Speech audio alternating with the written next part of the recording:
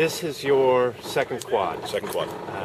2008 was your first games. Yep. 2012 will be your second games. Will that also be your last games? It will be my last games. That'll be. Yeah, I'm officially done after these games. I will have been Olympic chair for 8 years. I became chairman in October of 2004. I've been on the U.S. Sailing Board of Directors since October of 2000. So I'll have been on the board for 12 years and Olympic chairman for 8 years. And it will be time. I mean, fresh ideas are always good. I've been at it a while. I think we've made a lot of great progress. I know we have. But a fresh look, a fresh level of energy is always good for any organization. And even if I wanted to do it again, there's a term limit actually in my position at U.S. Sailing, which I think makes a lot of sense. You want to have that influx of new on top of whatever momentum you have.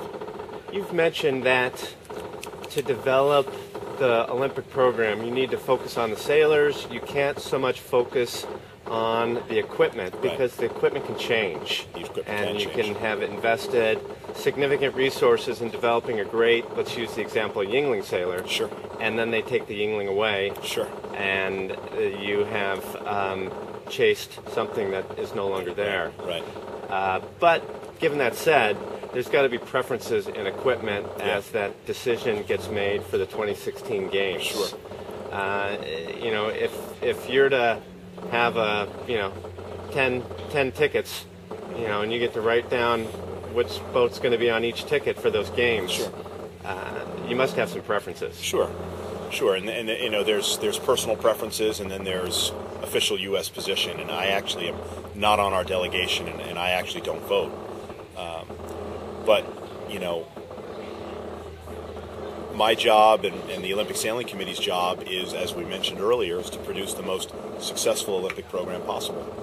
And that requires that you maybe not focus exclusively on where you're most competitive, but you also can't ignore where you're competitive. And there are a number of places where we're obviously competitive, and there's a number of places where we're obviously not today, but could be in the future. And if I could be king for a day and have my choice of 10 events, I would look where we are most competitive, and those are the 10 I'd choose. Would those be the 10 best for the growth of sailing? That my first answer is a U.S.-centric perspective. But you also want to have a diverse slate. You want to have gender distribution. You want to have types of equipment distribution. So that U.S.-centric mindset of where are we most competitive, that would be great from a medal perspective, but I'm not sure that would be great for the sport. And those are the types of things you have to balance in those decisions. How good a job does ISAF do in terms of separating those two interests? Because what you've said is, I'm sure every country holds that same position. You've got equipment that is best for the Olympics and the sport, and you've got equipment that is best for each individual country, and those interests would need to be very separate when decisions get made. Well, it's hard to say how does ISAF do, because ISAF is really a block of voting countries, and every country votes for whatever reason they vote. Some will vote based on their medal count, some will vote based on what they think is best, some will vote on what they think is a combination of those two. So I think it's hard to say how does ISAF do balancing those two, because ISAF's decisions in these matters are a function of how all the individual countries vote. And I'm not going to characterize what drives the votes of the other countries, but I think every country is like us, and that it's some combination of where do we think we're going to do well, and also what's reasonable for the sport of sailing. I think you take board sailing, for example, and this is a topic that I'm on the record frequently on.